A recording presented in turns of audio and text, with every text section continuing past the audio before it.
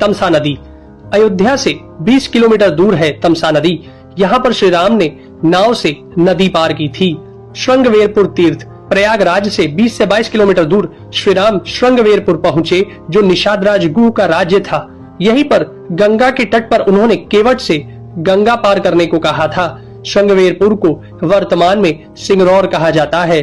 कुरई गांव। सिंगरौर में गंगा पार कर भगवान श्री राम कुरई में रुके थे। प्रयाग।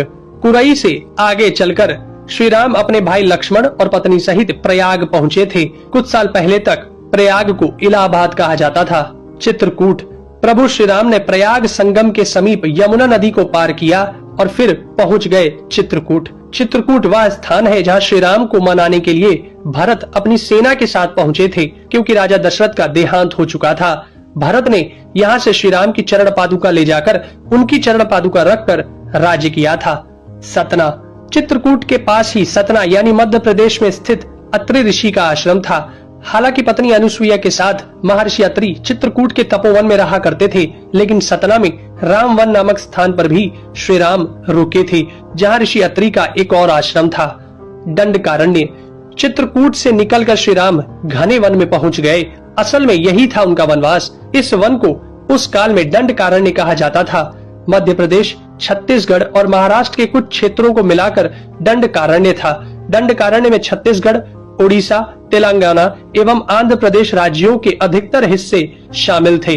दरअसल उड़ीसा की महानदी के इस पास से गोदावरी तक दंडकारण्य का क्षेत्र फैला हुआ था।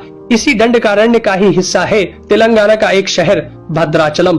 गोदावरी नदी के तट पर बसा यह शहर सीता रामचंद्र मंदिर के लिए प्रसिद्ध है। यह मंदिर भद्रगिरी पर्वत पर है। श्री राम ने अपने वनवास के दौरान कुछ दिन इस भद्रगिरी पर्वत पर ही बिताए थे।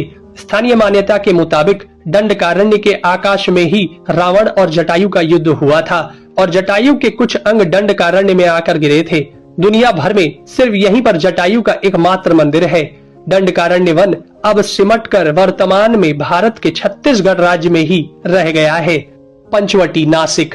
दंडकारण्य में मुनियों के आश्रमों में रहने के बाद श्री राम अगस्त्य मुनि के आश्रम गए। यह आश्रम नासिक के पंचवटी क्षेत्र में है, जो गोदावरी नदी के किनारे बसा है। यहीं पर लक्ष्मण ने सूर्पनखा की नाक काटी थी। श्री राम ने खरवादूषण के साथ युद्ध किया था। गिद्धराज जटायु से श्री राम की मैत्री भी यहीं हुई थी। वाल्मीकि रामायण अरण्य कांड में पंचवटी का मनोहर वर्णन मिलता है। सर्वतीर्थ। नासिक क्षेत्र में ही सूर्पनखा की नाक कटी तथा मारीच और खरवादूषण के वध के बाद ही रावण ने